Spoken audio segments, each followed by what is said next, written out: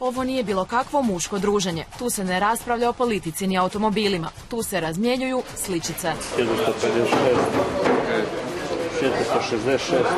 Dejan ima 51 godinu i najdraži hobi mu je skupljanje panini sličica nogometaša.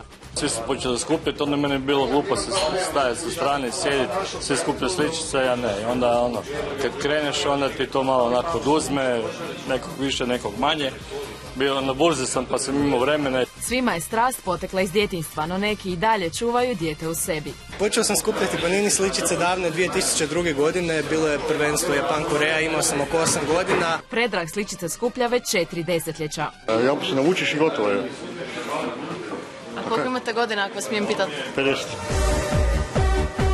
Kako bi nabavili željene igrače, sastaju se i nekoliko puta na tjedan. Na papiru, pa čak i mobilnim aplikacijama, prate brojeve sličica koji im nedostaju, a u potrazi za njima razmjenjuju duplikate. Prije minutu ste skupili zadnju i... Zadnje 2 sličice, evo ima tamo gospodin i dao mi je i to je to. I sad može europsko početi stiče mene.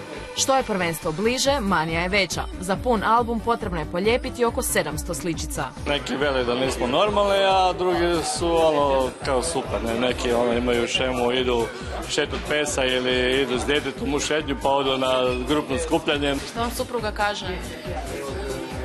Ovako, samo mahne ruku, pa šta će reći? Ne može protiv toga. Pa najiskrenije kažu ti nisi normalan.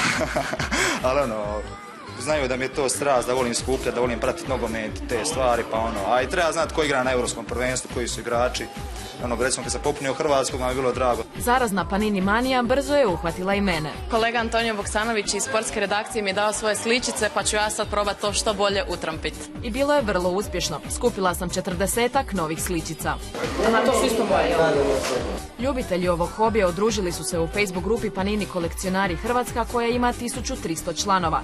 Sličice razmjenjuju muški i ženski, stariji i djeca na nekoliko punktova u Zagrebu. Ima i mame s djecom, ali mame više skupljaju životinjsko carstvo. Čak ni pripreme ususret prvenstvu ne sprečavaju ni nogometaše u potrazi za svojim likom.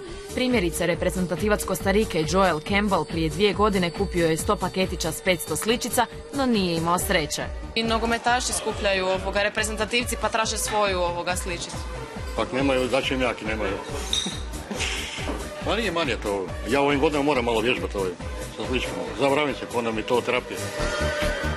Koja potvrđuje da nogomet u kojem god bio obliku doista jest najvažnija sporedna stvar na svijetu.